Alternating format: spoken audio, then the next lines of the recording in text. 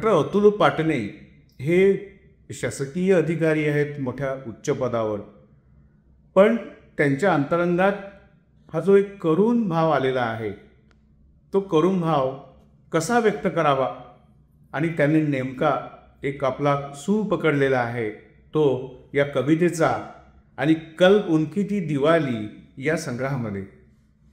या संग्रहात याच शीर्षकाची एक कविता आहे आणि ती शीर्ष कविता आहे असं म्हणता येईल आपल्याला.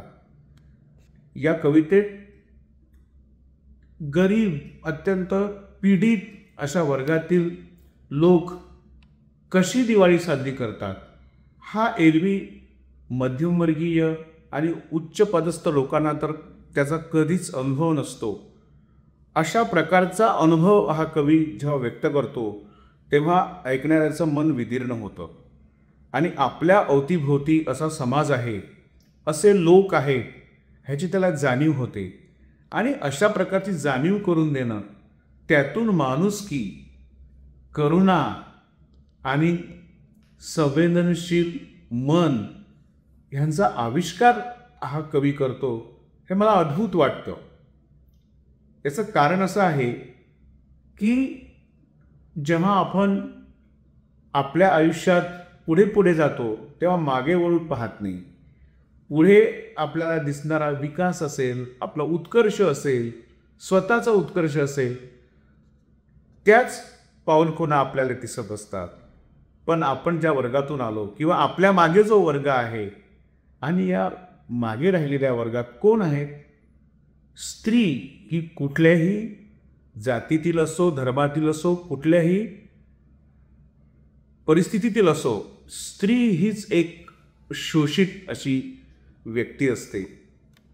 आणि जो जो समाज बाकीच्या अन्य समाजांपेक्षा मागे राहिलेला आहे त्याच्या दुर्दैवाला तर काही पारावारच नाही.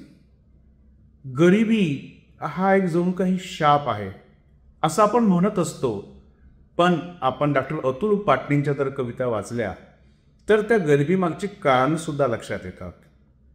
राजकारण काय आहे, राजकीय लोक कशा पद्धतीने विचार करतात आणि या सगळ्या भोवतालच्या परिस्थितीमध्ये हे जे गरीब राहिलेले लोक आहेत, शोषित शेतकरी आहेत, पीडित लोक आहेत आणि स्त्री, या वर्गांना आज आवाज नाही आहे. आणि तो आवाज अतुल पाटणे आपल्या कवितेतून देतात यावरून दुसरी मला महत्त्वाची गोष्ट वाटत नाही. अशा प्रकारचे जर अधिकारी आपल्या देशात अधिकाधिक मोठ्या प्रमाणावर अस्तित्वात असतील आणि निर्माण होतील तर खरोखरच मला असं वाटतं कधीतरी या दलित, पीडित, शोषित वर्गाचे प्रश्न सुटू शकतील.